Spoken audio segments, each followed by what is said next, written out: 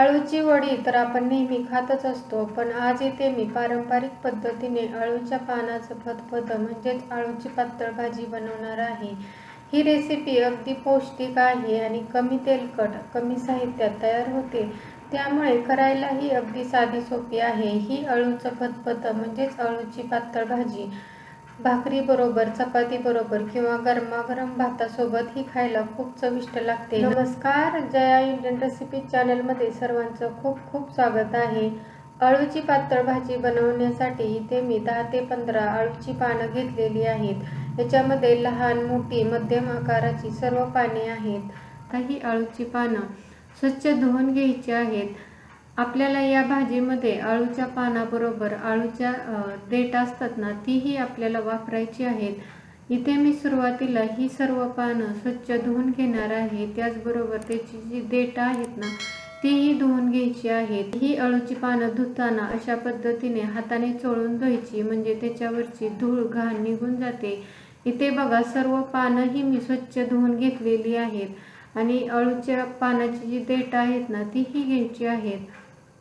आता ही जी पानं आहेत ना, तर पानाच्या पाठीमागा हा जो देठाचा भाग असतो ना, तो आपण इथे मी व्हिडिओमध्ये दाखवत आहे ना, त्या पद्धतीने काढून घ्यायचा आहे. आता मी अशाच पद्धतीने सर्व पानांचा देठाचा भाग आहे ना, तो काढून घेत आहे. अळूच्या पानाची फक्त जर आपण ही भाजी बनायला गेलो ना, तर ही शिजून खूप कमी होते. त्यामुळे त्याची देठही घ्यायची आहेत.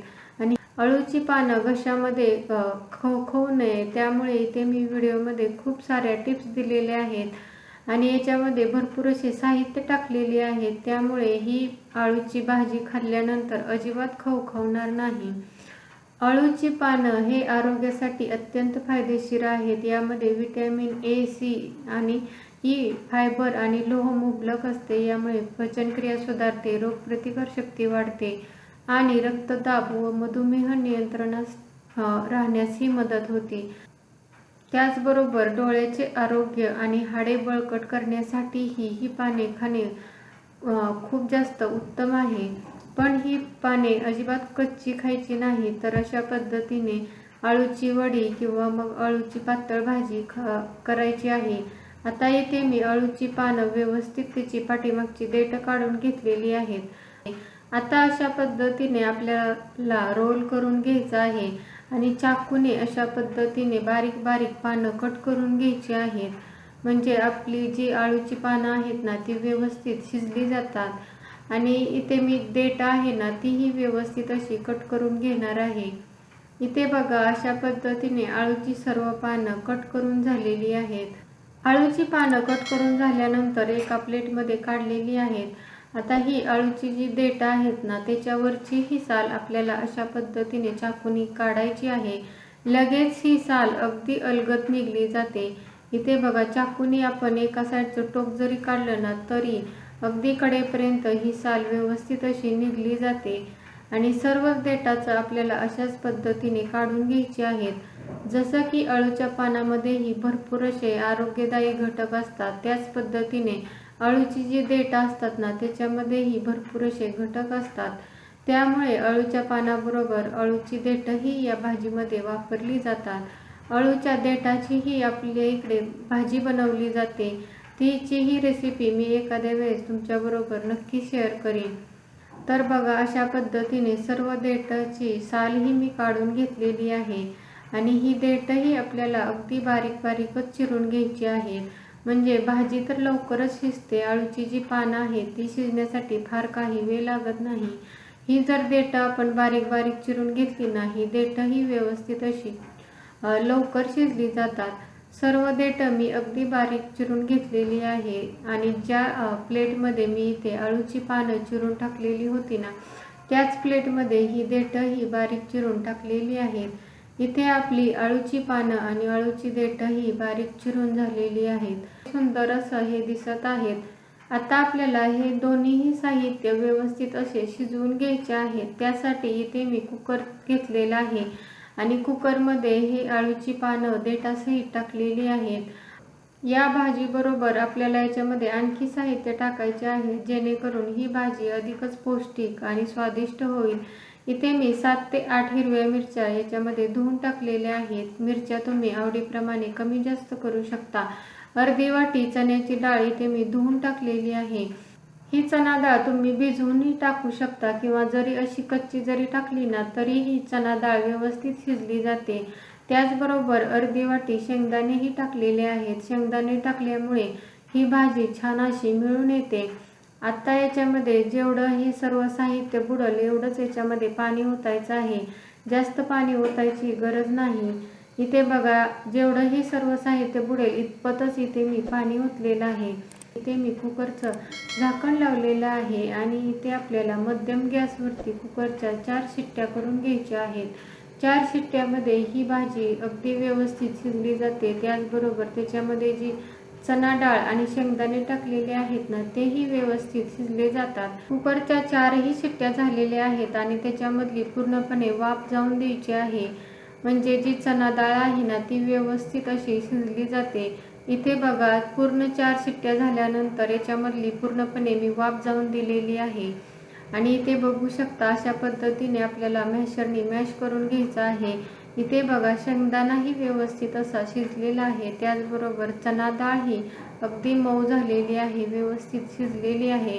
आता इथे मी मॅशर घेतलेला आहे आणि मॅशरने हे सर्व साहित्य अशा पद्धतीने मॅश करून घेत आहे, म्हणजे याच्यामधली जी भाजी देठं आहेत ना ती व्यवस्थित मॅश होतात आणि भाजी अगदी एकजीव होते। इथे मी 2 चमचे बेसन पीठ टाकलेलं आहे। बेसन पिठामुळे काय होतं ही भाजी व्यवस्थित अशी मिळून येते, म्हणजे भाजी वेगळी आणि पाणी वेगळं असं होत नाही।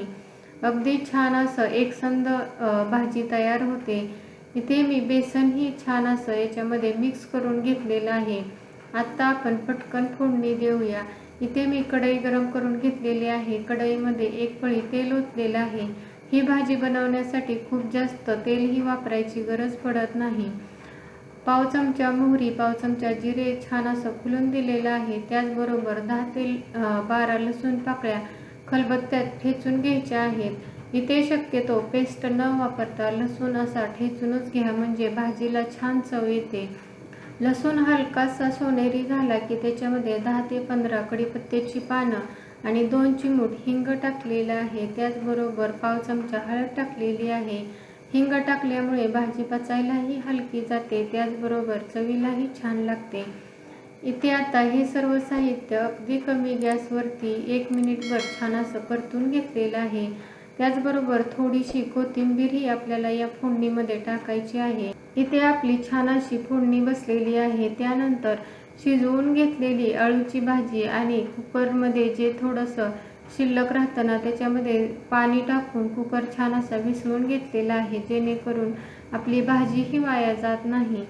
आणि तुम्हाला जशी ही भाजी पातळ किंवा घट्ट आवडते त्या पद्धतीने तुम्ही याच्यामध्ये गरम पाणी टाकू शकता। चवीनुसार मीठ टाकलेलं आहे। थोडासा इथे मी चिंचेचा कोळ टाकलेला आहे, यामुळे काय होतं घशामध्ये खवखवत नाही। त्याचबरोबर इथे मी 1 छोटा चमचा गूळही चिरून टाकलेला आहे। अशा पद्धतीने इथे आपली मस्त पारंपरिक अळूच्या पानाची पातळ भाजी म्हणजेच अळूचं फतफतं तयार झालेलं आहे। आता हे सर्व साहित्य छान असं मिक्स केलेलं आहे। 5 ते 6 मिनिटे मध्यम गॅसवरती शिजवून घेतलेलं आहे आणि त्यानंतर इथे बघू शकता मस्त अशी आपली अळूच्या पानाची पातळ भाजी तयार झालेली आहे। आता ही पातळ भाजी मी सर्व करून घेत आहे। चपाती, भाकरी किंवा गरमागरम भाताबरोबरही ही अळूचं फतफतं किंवा अळूची पातळ भाजी खायला छान लागते। तुम्हाला हा व्हिडिओ आवडला असेल तर व्हिडिओला एक लाईक करा, फ्रेंड्स फॅमिली बरोबर नक्की शेअर करा आणि तुम्ही जर चॅनलवरती नवीन असाल तर प्लीज चॅनलला सबस्क्राईब करा। त्याच्या शेजारी जे बेल आयकॉन आहे तेही प्रेस करा, म्हणजे असेच नवनवीन व्हिडिओ आले की त्याचं नोटिफिकेशन सर्वात आधी तुम्हाला भेटेल। व्हिडिओ शेवटपर्यंत पाहिल्याबद्दल खूप खूप धन्यवाद। पुन्हा भेटूया अशाच नवीन रेसिपी बरोबर। तोपर्यंत मस्त खा, हेल्दी रहा। नमस्कार।